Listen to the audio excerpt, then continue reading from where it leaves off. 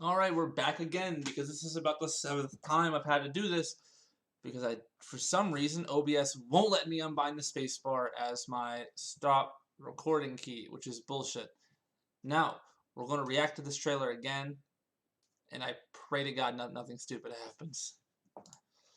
So, if you haven't seen this already, this is the Sons of the Forest trailer. Really interesting. Now, we're going to go ahead and pause it. Hold on. Right here.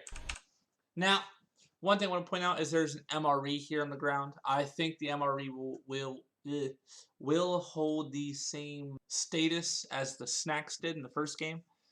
I believe there'll be a sort of pseudo portable food, not very filling, but pretty good. You can stack a few of them in your inventory, and if they add a mode equivalent to hard survival where you have to better manage your calorie intake and your weight and stuff like that, your strength, perhaps the MREs would not be the optimal food to use, albeit them being common, if they had that mode, of course. Now, on to the next scene. Now, I want to say something about the next scene here. This game is breathtaking, by the way. I'm not going to pause it. Well, I am. I lied. We're going to go back a few seconds. I think if this is the original map, obviously it'll be changed a fair bit. We are somewhere near the sinkhole, probably somewhere in between the sinkhole and the main cannibal village, judging by where we are in correlation to the mountain ranges. I'm a nerd, I'm sorry. And obviously this GPS is telling us to go to the mountains, so who knows what's there. Perhaps we're going back to the Sahara facility. Now, the tree chopping here looks phenomenal. The use of ambient occlusion on the trunk itself to make it look three-dimensional is phenomenal. And the only reason I can tell it's ambient occlusion because of this, and these. Just because the chips themselves are three-dimensional, but the textures are two-dimensional. They are not truly 3D, which is still pretty impressive. It's a good way to mimic a 3D look without actually rendering three-dimensional assets, which would obviously tank performance, registering them that much. So we'll continue the video now. Now, I'm going to pause it here. This scene is in the same place as the GPS scene. This scene, like right down there, right past the rock down there in the clearing. And this looks like either a skin rack, drying rack, or it looks like the old bed, but it's probably not a bed considering it's outside. So it's probably a skin rack or a drying rack. My money's on skin rack, but I don't know. Now, there are a few solar panels here. Perhaps that's how you charge the GPS and other things, or perhaps you can charge batteries that way. I don't know. There's also a guitar and a axe in the tree stump here. Obviously, you could do the axe and the tree stump in the first game. Now, the guitar is something that has me wowed because perhaps we can play the guitar. That'd be pretty neat, actually. Now the snow is something really neat, really cool. And I want to point out something now before we even transition on to the next scene. This river here is the same river that's going to be in the next scene. So I will show you now. See here, this is the very same river. It's probably right here or right up there that you're seeing that scene take place. And now, I'm going to talk about her in a moment in the next scene. But now, the cannibal AI and the cannibals themselves look amazing. This guy, he's flanking around. He's staying back. So that's nice. Now her, I'm gonna say right now, either she is a mutant who has become essentially conscious and is not hostile to you, and perhaps we're trying to get her out of the area, or my thoughts is the far more likely solution is she isn't real, because the leading theory on who you play as in this game is Timmy, and going off of that, he is also mutated because he was brought back from the dead. Now, perhaps, so take this with a grain of salt because it is just speculation and a theory, but perhaps she is not real. Because if you watch this scene, the cannibal... Oh, oops. The cannibal is not paying her any mind. And that's what makes me think she is a figment of your character's imagination or a result of the mutations. You see her because she's wearing regular clothes, like a tank top and pants. I think she's wearing pants. Hold on. No, she's wearing shorts.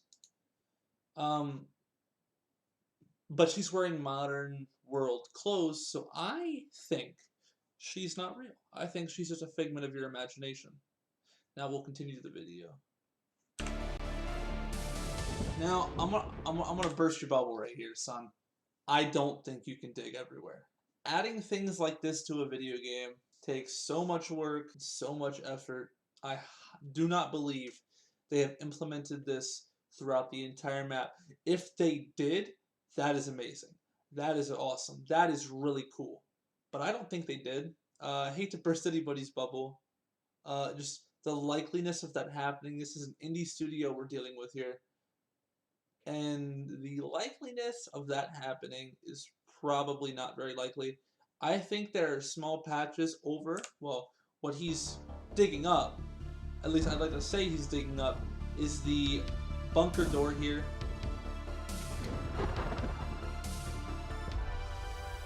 And perhaps you could dig up safe houses like this and find resources, like how you could get to the yacht. Now, the building is really neat, but I do want to go back to this scene. This is a mask. This is a 3D printer here. Don't know what this is. This is red paint, of course. Y'all know what red paint does. Makes the cannibal scared of you. So, hold on. Wait just a moment here. I see three things here. There is a Timmy toy on the left, so that's probably concrete evidence that we're playing as Timmy. But there are a few other things that I'm not sure anybody else has noticed. And that's this stuff on the right side here.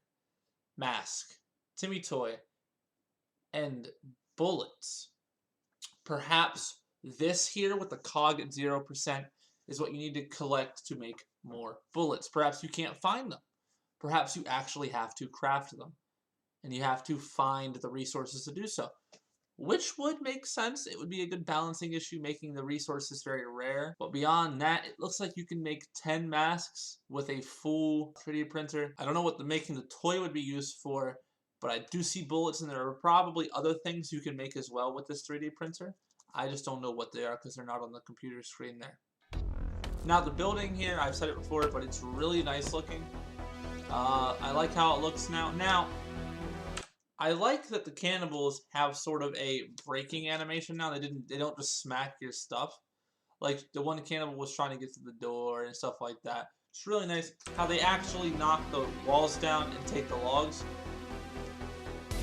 Now if you didn't notice here, this fella is wearing a mask. And I think that he's not an ally, but he's not an enemy as long as you have your masks. I think that they are, of course, obviously bringing back the tribal system from the first game. I think this has something to definitely do with the masks. Now, that's a tall man, by the way.